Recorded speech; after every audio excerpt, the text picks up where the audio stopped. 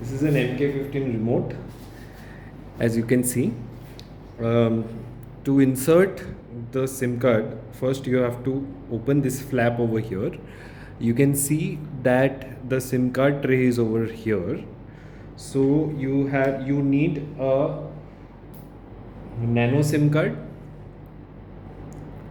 As you can see, this is a Geo SIM. You can use any 4G SIM for this matter. So to insert the SIM, you have to slide it in this orientation. Just push it in and then close the flap.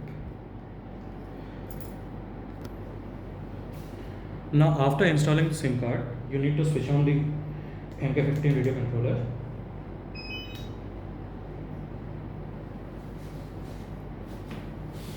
Remote right side push for.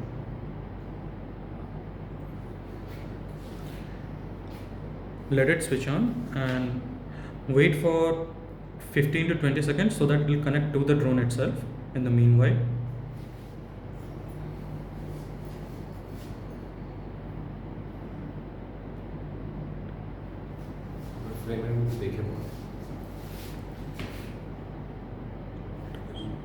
Signal দেখা যে signal এসছে SIM কার্ডের সব।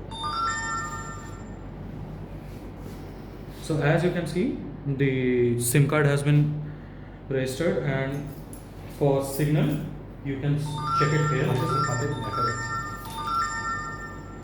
And for SIM card, you'll see here is the 4G and the data signal is here. If you want to check if the net is working or not, just go to Chrome here. You can open any website and see. It is there.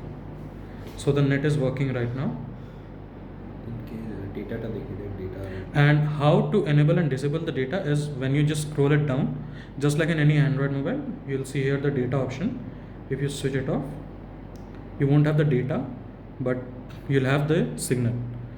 Now if you just turn it on, you'll have internet and the signal, both of them.